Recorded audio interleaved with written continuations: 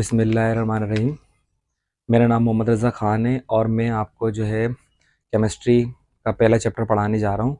और हमारा जो पहला चैप्टर है उसका नाम है केमिकल इक्विलिब्रियम। अब केमिकल इक्विलिब्रियम इस चैप्टर का नाम है और केमिकल इक्विलिब्रियम खुद असल में होता क्या है, तो इसके बारे में हम पढ़ने जा रहे हैं। तो केमिकल इक्विलिब्रियम को समझने के लिए हम बहुत सारी मिसालें ले सकते हैं, मगर हमने यहाँ पर एक ऐसी मिसालें लें जो आपको फ़ौरी तौर पे समझ में आ जाए।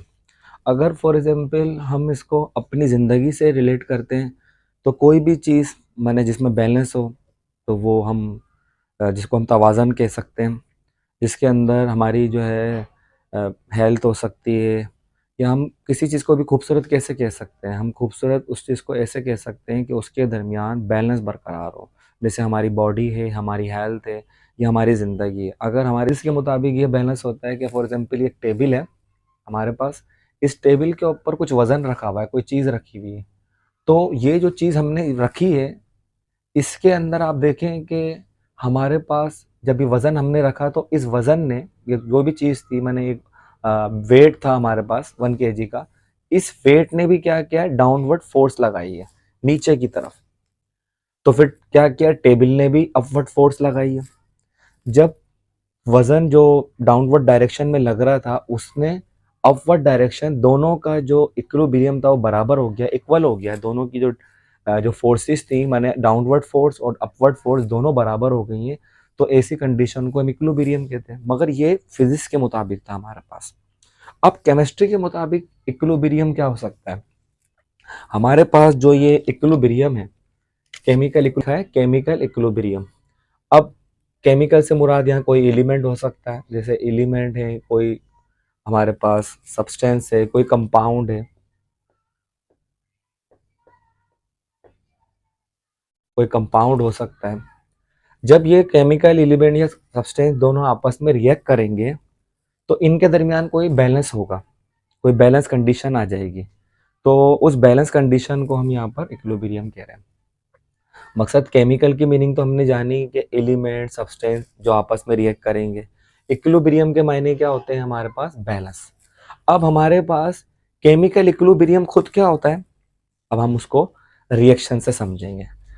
देखें, ये हमारे पास नाइट्रोजन गैस है, ये ऑक्सीजन गैस है, ये दोनों आपस में रिएक्ट कर रही हैं, तो ये एक रिएक्टेंट है। दोनों की दोनों मिलके एक रिएक्टेंट है। ये आपस में रिएक्ट कर रही हैं और क्या प्रोड्यूस कर रही हैं प्रोडक्ट के अंदर? हमारे पास नाइट्रो ऑक्साइड गैस। सही है, नाइट्रो ऑक्साइड गैस प्रोड्यूस कर रही हैं। तो रिएक्टेंट साइड, जब रिएक्टेंट साइड बराबर हो जाए हमारे पास प्रोडक्ट साइड के, रिएक्टेंट साइड बराबर हो जाए हमारे पास प्रोडक्ट साइड के, माने जो ये रिएक्शन है फॉरवर्ड डायरेक्शन में जा रहा है, ये डायरेक्शन बराबर हो जाए रिवर्स डायरेक्शन के। मकसद जितना रिएक्टेंट जा रहा है हमारे पास प्रोडक्ट में, इतना ही दोबारा आ सकता है रिएक्टेंट के अंदर। तो ऐसी कंडीशन को हम इक्विलिब्रियम कहते हैं। सही है। और ये क्योंकि पूरा एक केमिकल रिएक्शन है, तो इसको हम क्या कह रहे हैं? केमिकल इक्विलिब्रियम कह रहे हैं। अभी देखिए यहाँ पर हमारे पास जो मैंने छोटी सी डेफिनेशन लिखी है, इसमें देखें, the state in which forward reaction, माना हमारे पास एक स्टेट है जिसके अंदर हमारे पास फॉरवर्ड रिएक्शन, माने जो रिएक्शन आगे की तरफ जा रहा है फॉरवर्ड रिएक्शन, उसका रेट, फॉरवर्ड रिएक्शन का रेट हमारे पास बराबर किसके हो जाता है? रिवर्स रिएक्शन के। माने फॉरवर्ड रिएक्शन और रिवर्स रिएक्शन का जो रेट है, जिस कंसंट्रेशन से वो आपस में मिल रहे हैं, वो दोनों क्या हो जाते हैं? बराबर हो जाते हैं। तो उसको हम क्या कहते हैं? इक्विलिब्रियम कहते हैं। या हम उसको दूसरे अल्फाजों में केमिकल इक्विलिब्रियम कह सकते हैं, क्योंकि ये तवाज़न, जो बैलेंस कंडीशन बन रही है दो एलिमेंट माने केमिकल के दरमियान बन रही है, जिससे हमें कोई ना कोई प्रोडक्ट मिल रहा है, तो हम इसको क्या कहते हैं? केमिकल इक्विलिब्रियम कहते हैं। माने केमिकल इक्विलिब्रियम वो कंडीशन है जिसके अंदर rate of reaction, rate of forward reaction जो है हमारा, वो बैकवर्ड रिएक्शन माने रिवर्स रिएक्शन के बराबर हो जाए। इन दोनों कंडीशन के अंदर जो कंडीशन है फॉरवर्ड डायरेक्शन की और रिवर्स डायरेक्शन की, ये दोनों की दोनों कंडीशन हमारे पास क्या हो? बराबर हो जाए, तो उसको हम क्या कहेंगे? Chemical equilibrium. केमिकल इक्विलिब्रियम के लिए कौन कौन सी माने इंडिकेशन है, जिसके आपको पता चले कि भाई ये इंडिकेशन है, ये इसकी जो है निशानियां हैं, जिससे हम समझ सकते हैं कि ये केमिकल रिएक्शन इक्विलिब्रियम कंडीशन के अंदर है। तो आप याद रखें, सबसे पहले जब भी कोई केमिकल रिएक्शन हो रहा होगा, जहाँ रिएक्टेंट प्रोडक्ट माने फॉरवर्ड डायरेक्शन और उसके अलावा रिवर्स डायरेक्शन दोनों का जो टाइम होगा वो सेम होगा। क्या होगा? टाइम सबसे पहले सेम हो जाएगा और दोनों का जो रेट होगा वो कांस्टेंट हो जाएगा। क्या हो जाएगा? दोनों का रेट। फॉर एग्जाम्पल जो इसकी रेट है, जो इसकी कंसंट्रेशन है वो बराबर हो जाएगी प्रोडक्ट की कंसंट्रेशन के। दोबारा प्रोडक्ट की कंसंट्रेशन बराबर हो जाएगी हमारे पास रिएक्टेंट की कंसंट्रेशन। तो इन दोनों कंडीशन के दरमियान जो तवाज़न बरकरार हो रहा है, जैसे both rates are constant, rate constant होगा और उसके अलावा जो रेट है वो बिल्कुल सेम रहेगा, कांस्टेंट के लिए सेम रह लें। और ये जो कंडीशन होती है, अब आगे चल के हम ये भी पढ़ेंगे कि कंडीशन कौन सी है, क्योंकि हमारे पास केमिकल रिएक्शन को डायरेक्शन के लिहाज से भी हम डिस्क्राइब कर सकते हैं। तो वो दो किस्म की हो सकती हैं, रिवर्सेबल हो सकती है, इरिवर्सेबल हो सकती है। इरिवर्सेबल रिएक्शन में एक रिएक्शन कंप्लीट हो जाता है, माने रिएक्टेंट से प्रोडक्ट में कन्वर्ट हुआ और वो खत्म हो गया, माने कंप्लीट हो गया, तो ऐसे को तो इरिवर्सेबल कह सकते हैं और ये वन वे रिएक्शन होता है। मगर जिस रिएक्शन के अंदर रिएक्टेंट कन्वर्ट हो सकता है प्रोडक्ट के अंदर एक बार और प्रोडक्ट दोबारा कन्वर्ट हो सकता है रिएक्टेंट के अंदर, तो ऐसी कंडीशन को हम रिवर्सेबल रिएक्शन भी कह सकते हैं। और इसको हम ऐसा कह सकते हैं कि ये टू वे रिएक्शन होता है, टू वे। इसमें दो डायरेक्शन होती है, टू वे रिएक्शन। ये क्या हो सकता है? टू वे रिएक्शन हो सकता है, इसमें दो डायरेक्शन होती है, माने ये रिएक्टेंट जा रहा है फॉरवर्ड डायरेक्शन में और फिर फॉरवर्ड डायरेक्शन वाला दोबारा रिवर्स डायरेक्शन में आ रहा है। तो हमने एक जैसे रिवर्सेबल की रिएक्शन की मिसाल एक और भी हमने लिखी है कि हाइड्रोजन गैस को आपने आयोडीन के साथ मिलाया, आयोडीन के साथ मिलाया तो हमारे पास हाइड्रोजन आयोडाइड बन गया, हाइड्रोजन आयोडाइड बन गया हमारे पास। तो इन दोनों की माने ये रिएक्टेंट ए रिएक्टेंट बी ये बना रहा है रिएक्टेंट सी। मकसद हाइड्रोजन गैस हमारे पास और आयोडीन सॉलिड फॉर्म में होता है, ये दोनों मिलके हमारे पास क्या बना रहे हैं? हाइड्रोजन आयोडाइड बना रहे हैं। ये दोनों का रिएक्शन हो गया। मगर ये जो हमारे पास डबल एरो है, मकसद ये जो हमारे पास डबल एरो है,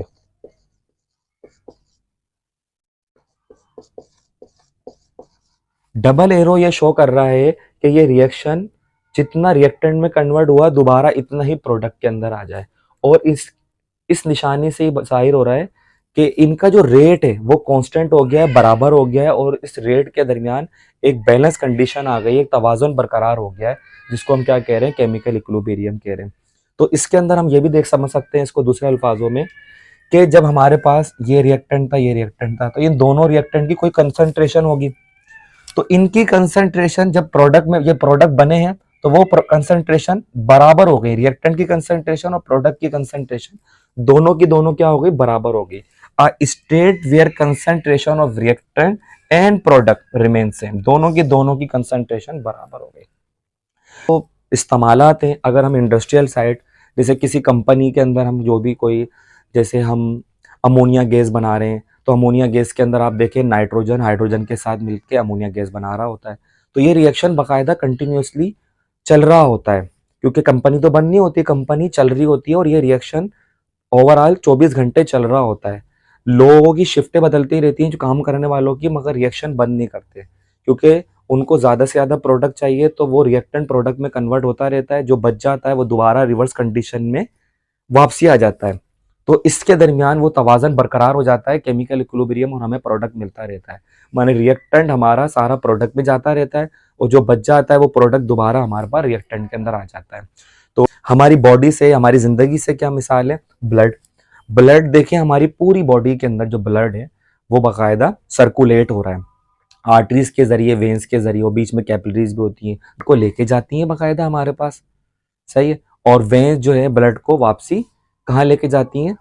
हमारे पास लंग्स तक लेके जाती हैं, फिर वो उसको ऑक्सीजन देते हैं और वो दोबारा हमारी पूरी बॉडी में ऑक्सीजन सर्कुलेट होता रहता है, और ये पूरा प्रोसेस 24 घंटे कंटिन्यूसली चल रहा है।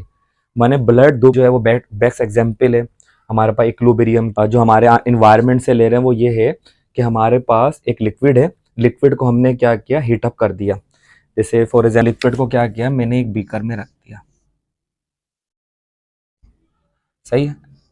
हमने क्या किया? इस लिक्विड को, माने वाटर ही समझ लें आप, इसके अंदर हमने इस बीकर में रखा हुआ है।